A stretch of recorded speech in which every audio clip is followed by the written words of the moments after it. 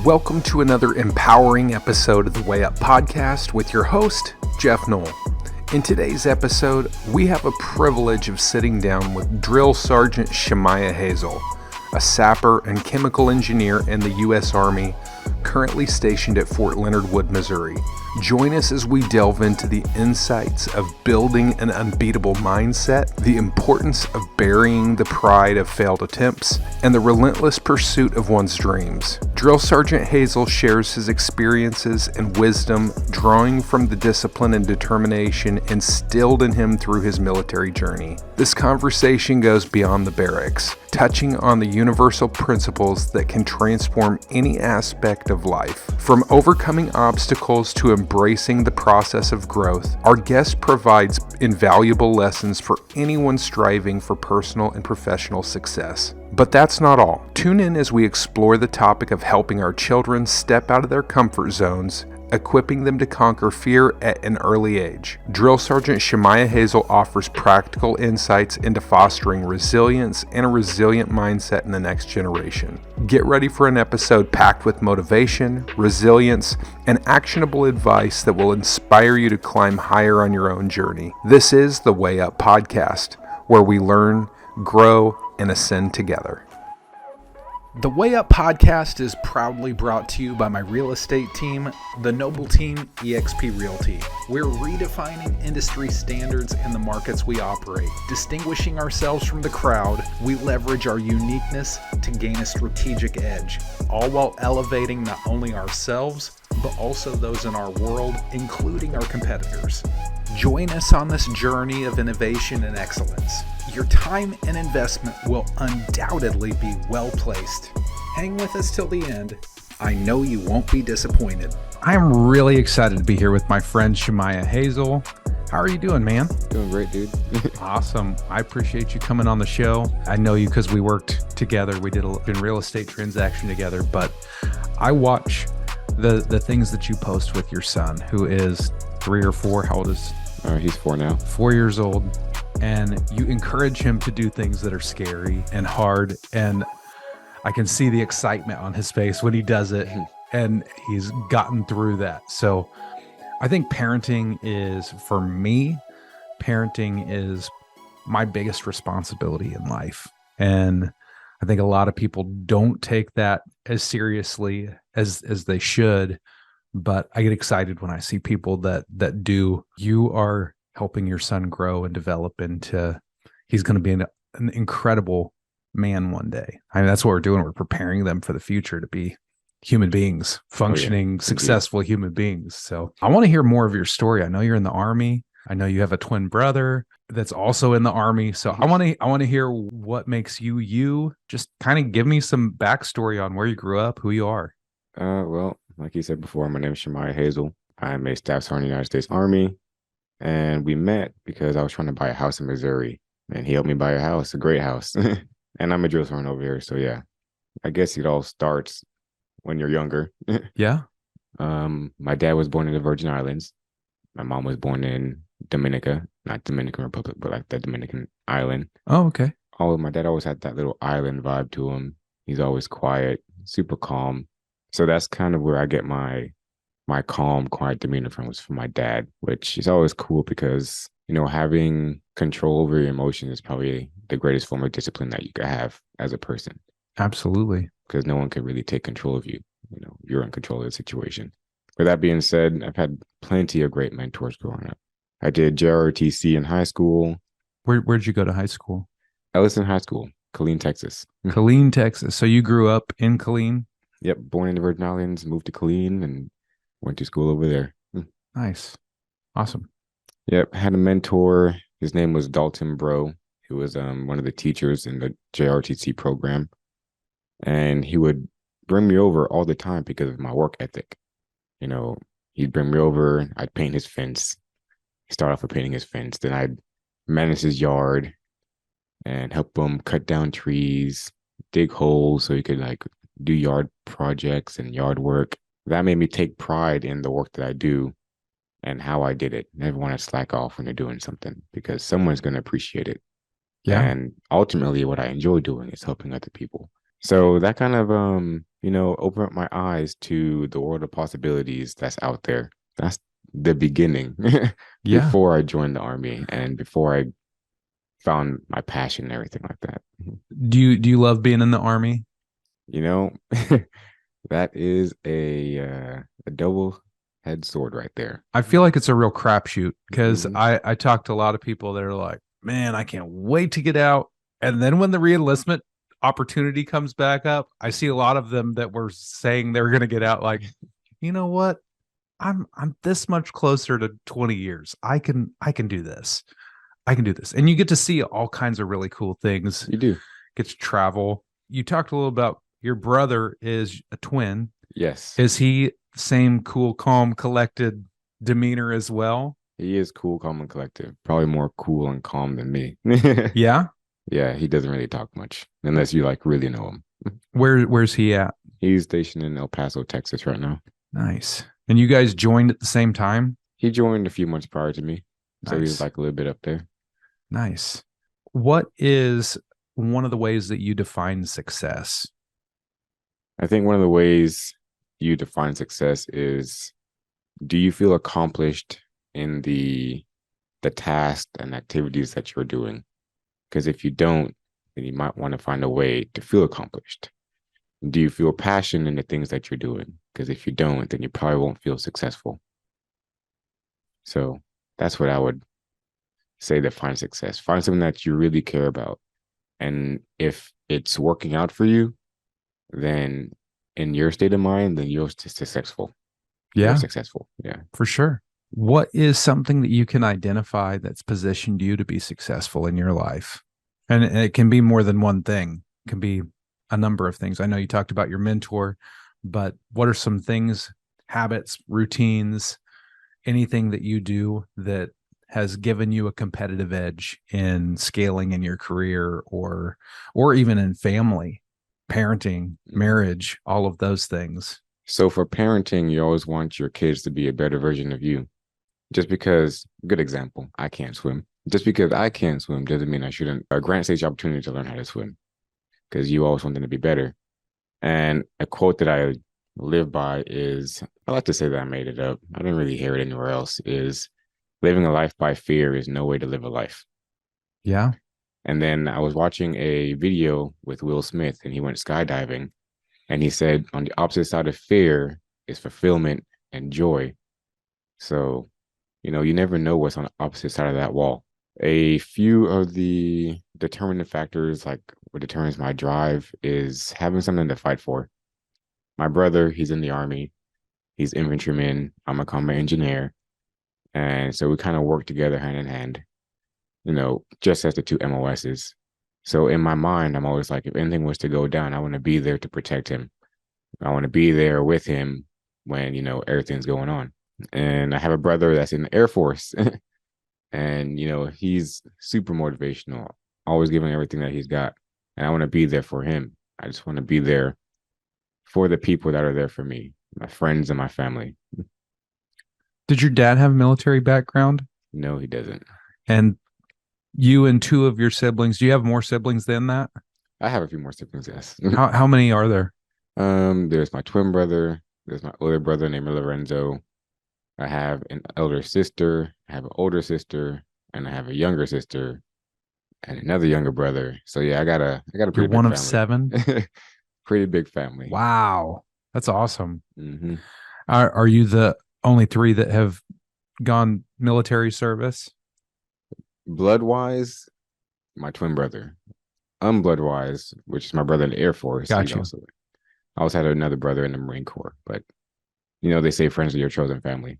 Oh yeah, for Mm-hmm. sure. Well, and you see that a lot in the military. My cousin was Marine Corps, and when he was stationed in Kansas City, he was at Richards Gebauer.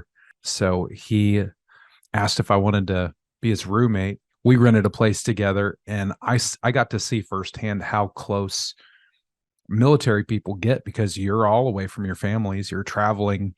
You don't have that family connection. So you make that, you create that. And a lot of those ties, some of the guys he served with then, and this was in 2010, 2011. Mm-hmm. Some of those guys, I'm still friends with them on Facebook. They comment on my stuff. Like, they're very involved, and I feel that connection that I didn't really see that being on the outside, because I've never served in the military, but you guys do form bonds. You get to choose. Yes. It's awesome.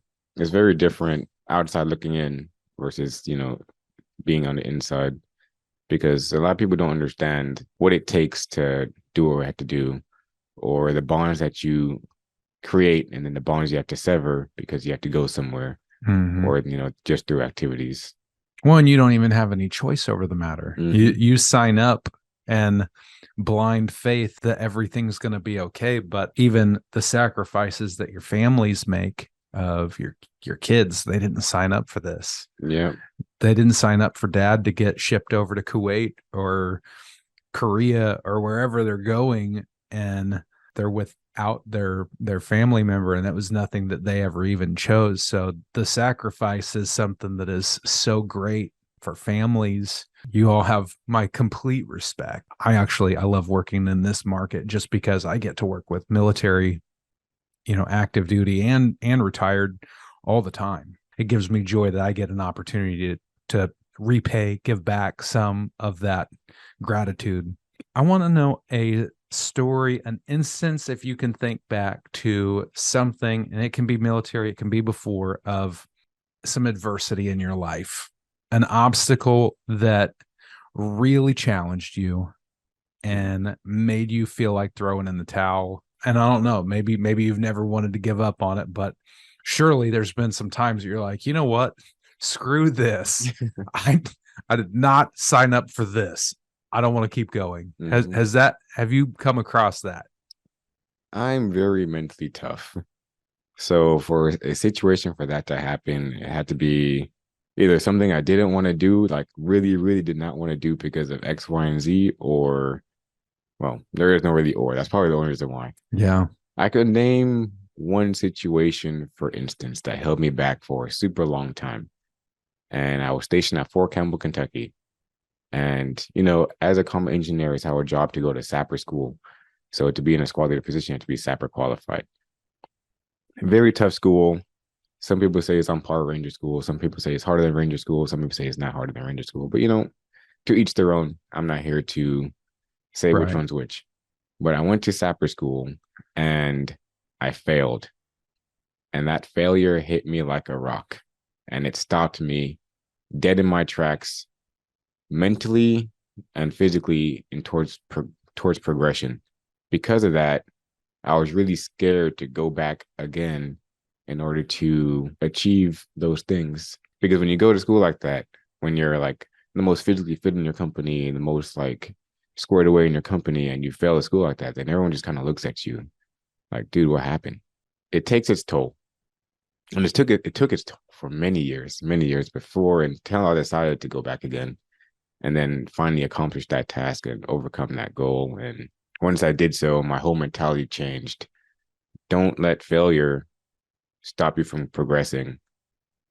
I have this saying that I made up because I deal with a bunch of trainees. I'm always like coming up with cool quotes to say. Yeah. And every step is a challenge, as is life.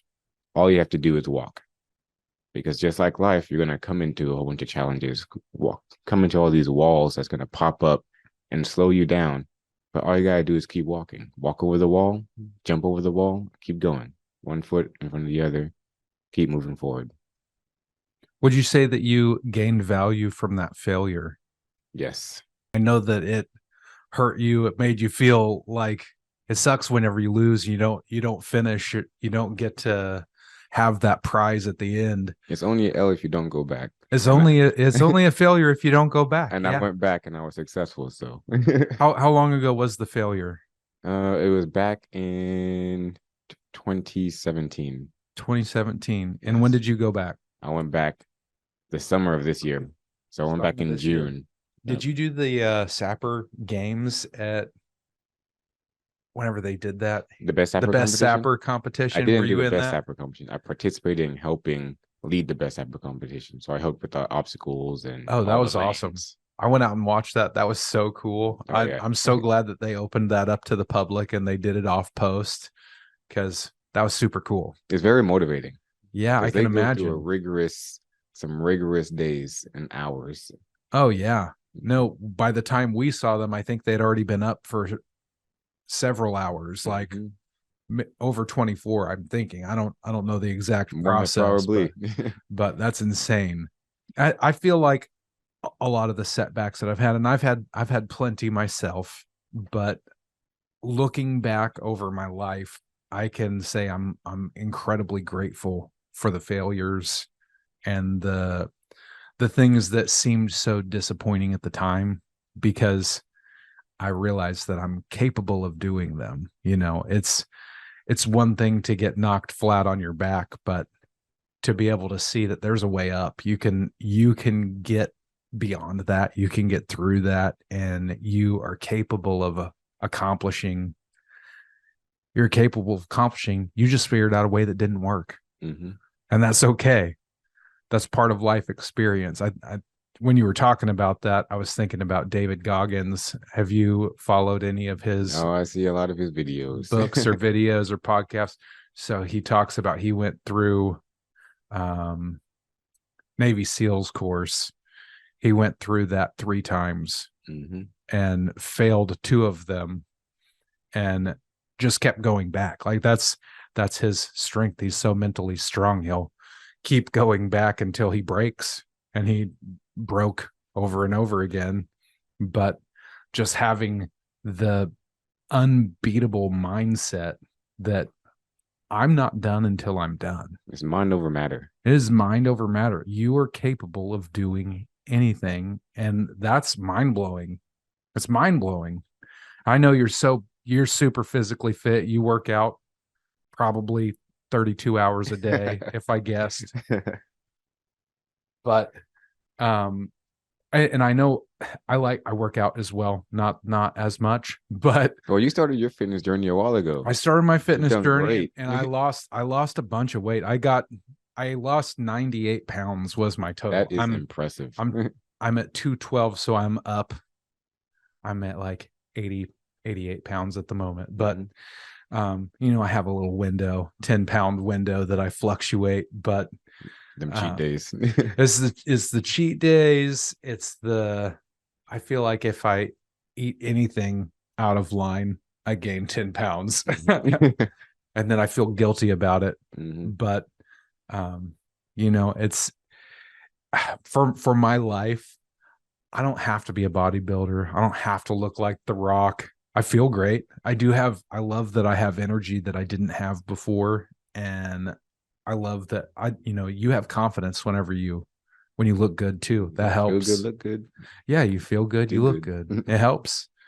People receive what you're saying even differently because this guy knows what he's doing. This guy's doing something right because it looks good. But the mindset that you get from working out, I don't know. Do you listen to what do you listen to when you work out? A whole bunch of sad songs. Just music? All Sad music?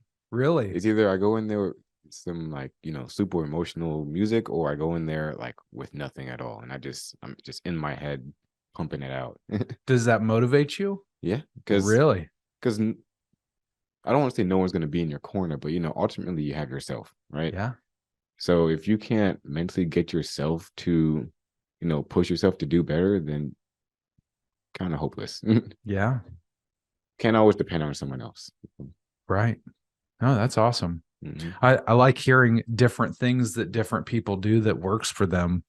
And I think when I started this podcast, I had in my mind that I was going to hear the same thing from so many people of, I get up at 4:30 every morning. I work out and I meditate and I read these books and I do all of these things. And I found that there's so many different ways that people become successful. There's not one clear defined path to becoming successful, and everybody's different. We're all unique and different, and we all have different ways of doing it. So do you have any other routines, pre-workout, maybe nutrition ideas, things that you feel like really give you competitive edge? Uh, all I have to say is my old company commander name was Captain Faraz, and he used to say, "Competition breeds excellence." I've never been a out of the box competitive person. I always be like, "Oh no, I'm not competitive," and then like if I start racing somebody, I'm like, I'm gonna win. Yep. But then that phrase really stuck to me because it really does breed excellence. You find someone that's better than you, and then you're trying to work up to their level, and it also challenges you on how mentally sound and how mentally tough you really are. So I remember our company, we have a bunch of Garmin watches, and you could do like run challenges, bike challenges, step challenges, stuff like that. And we had a run challenge, and it was myself and one of my friends, Philo, and we were like pumping out like 10 miles a day, 20 miles a day. I'd wake up in the morning. I'd wake up at like 3 o'clock in the morning. I'd do 10 miles on the treadmill. I take a shower. I go to work for the whole work day, get off work, pump out another 10 miles just so I could like challenge myself. Holy crap. And I ran a total of 172 miles for that month. And then he ran a total of 205 miles for that month. Good night. So, you always, it's not, it could be a physical thing, take care of your body and everything, sound mind, sound body, sound soul. Take care of your body, but your mind could withstand and make you do a lot more than you think you can. And now I take pride in finding those challenges so I could become more mentally sound, more mentally tough, more mentally resilient. So that way I could push myself further so I could accomplish more and do more. Yeah. You find your body can keep going whenever your mind is saying, I'm done. I can't keep. You can push through. You can just mental override Indeed. that weakness inside. And I discovered I could do that a lot better ever since I went through Sapper school, because it gets kind of grueling during patrolling phase when you're doing those long movements with the heavy rucksack and you're carrying a 240 and all, or a 249 and all your ammo, and it's just you, the terrain, obviously the people that's there with you, but it's just you and your mind just talking yourself through it every single day, every single step. So I think it's pretty cool having the mental capacity to, push yourself and block it all out and just keep going, because you ignore the pain. Like, I don't know, you like take the pain, you put it like somewhere in the back of your head, and then you just keep moving. Do you get excited knowing that you don't even know what you're capable of? It is like the possibilities really are endless through different things of setting goals, and just kind of as you push yourself and you see that you're reaching new heights, you're like, I feel like I'm just scratching the surface. Like what is actually even possible? My mind has to expand to be able to even think about what I can do. So I love that you continually push yourself and you challenge yourself and you welcome that, because a lot of people, they are always looking for the easy way out. Our minds inherently are looking for the path of least resistance on their own, but to be able to take control of that and say, no, we're not going that route. We're going right through this difficult, hard path. You talked about this Will Smith video of the jumping out of the airplane. I went skydiving, I think it was early last year. My friend Jay Teagues got married, and their wedding, they had their group of friends come jump out of an airplane, and he invited me, and I was like, yeah, I seen that on Facebook. He said, do you want to jump out of an airplane with me? And I was like, hell no. No, I don't want to do that. That sounds terrifying. And he said, well, that's exactly why you need to do it. And I thought about that, and I was like, no, that's dumb.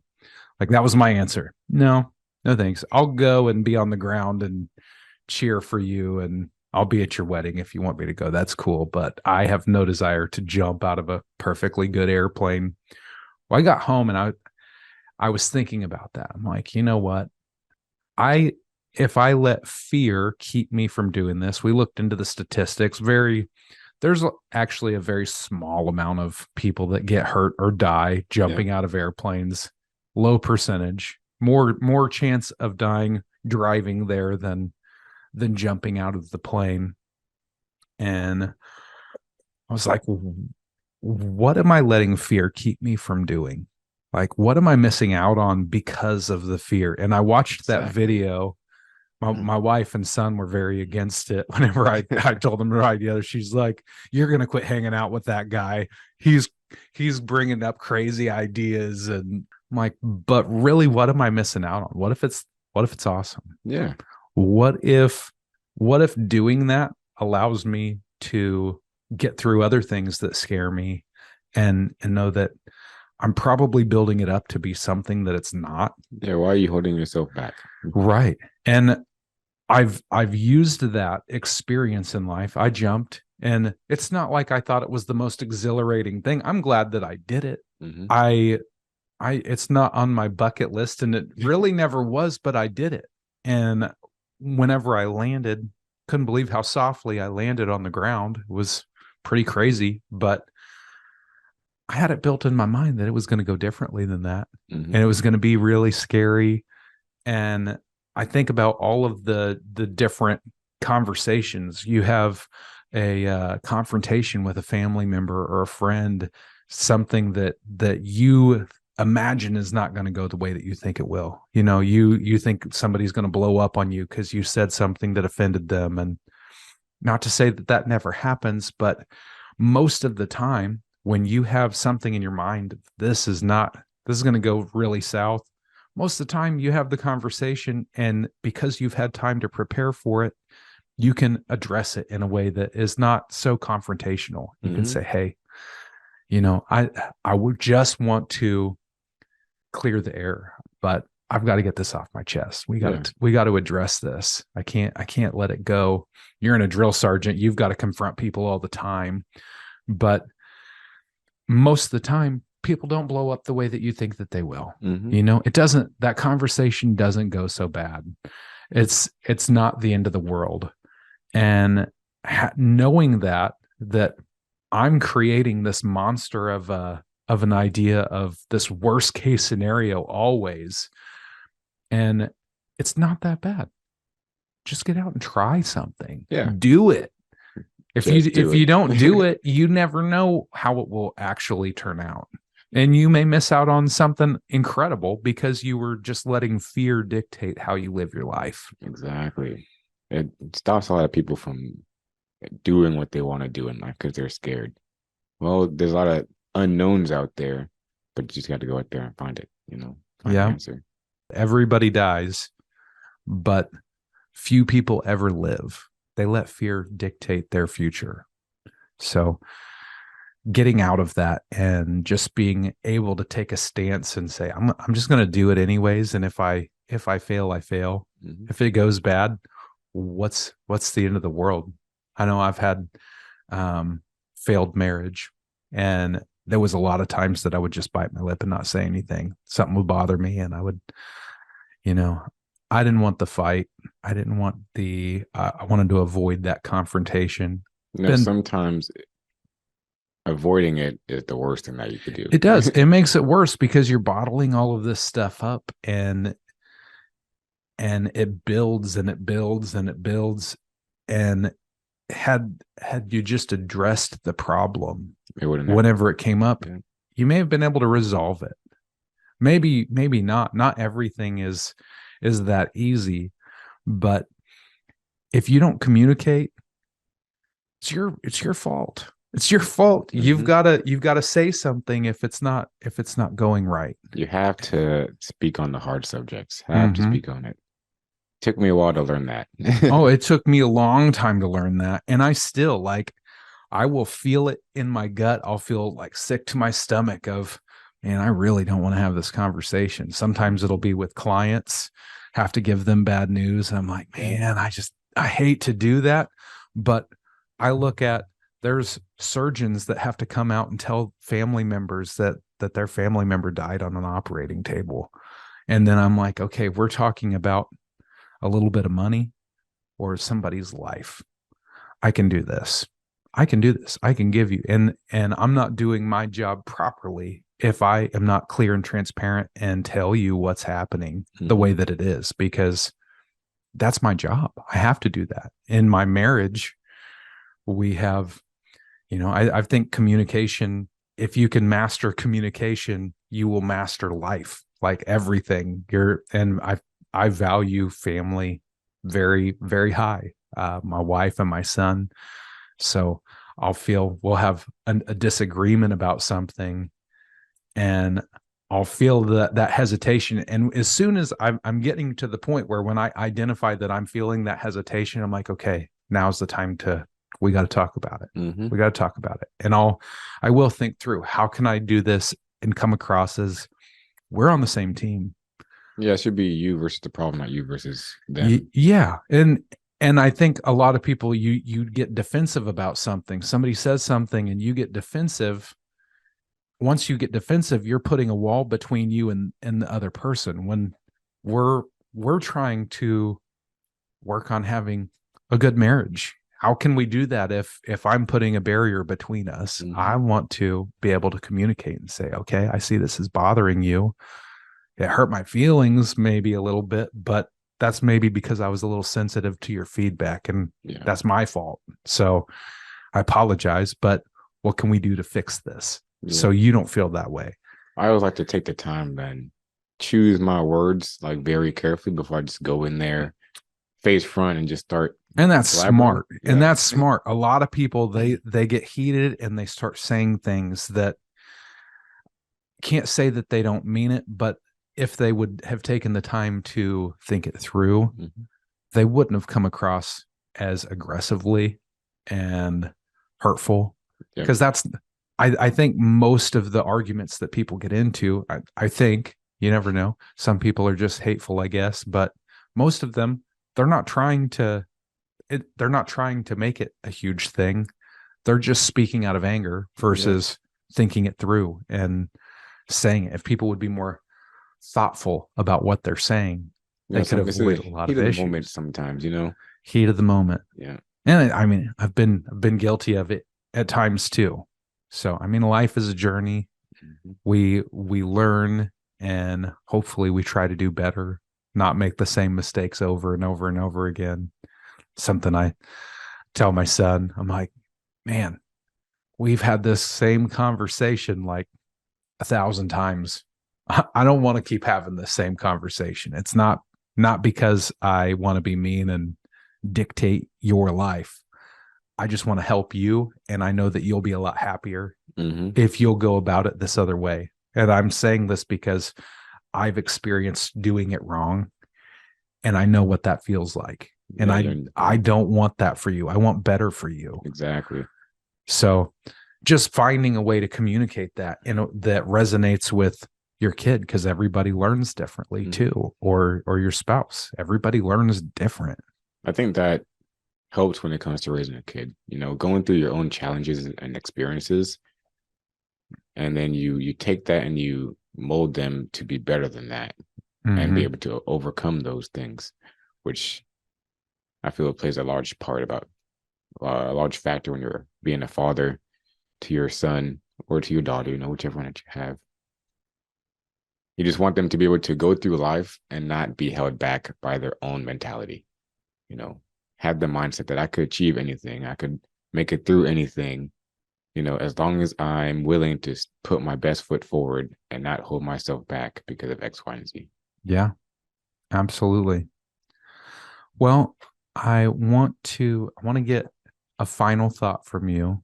What is something that you would leave with listeners that they can take away from this?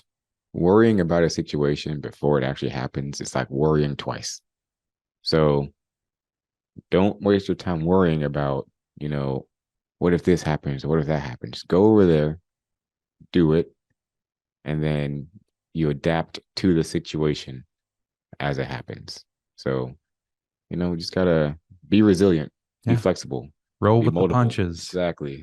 Yeah. You Hit got on to, the chin and then come right back. yeah. Got to be willing to take the chance and get started Mm-hmm.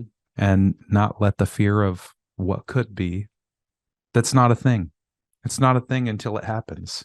Mm-hmm. Will Smith talking in that video, he says, you're terrified all the way up until the point that you step out of the airplane when you're actually in danger. Mm-hmm. When the most danger is real, the fear is gone at that point. But up until then, you have so much anxiety build up. Mm-hmm. It's that exact same thing, just knowing that don't let go of that because you're not in any danger until you actually jump.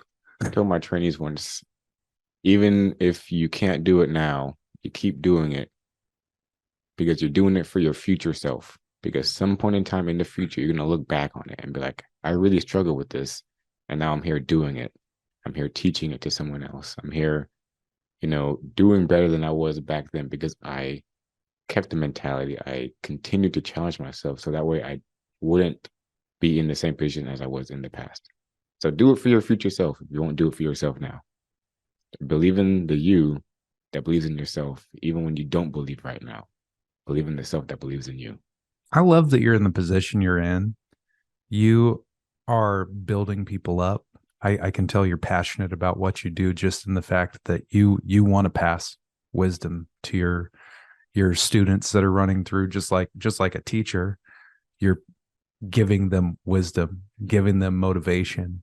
You're not just clocking in and doing your job of I've got to create these troops. I've got to get them out into the workforce.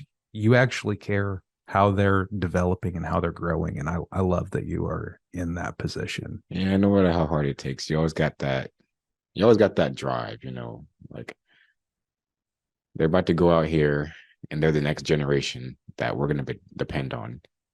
And ultimately, yeah, we're basic training.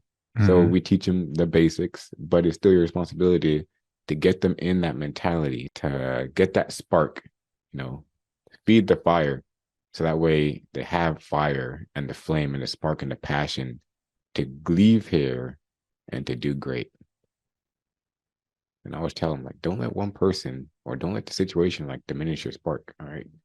Keep the fire going. That's awesome. Mm-hmm. How can people get a hold of you?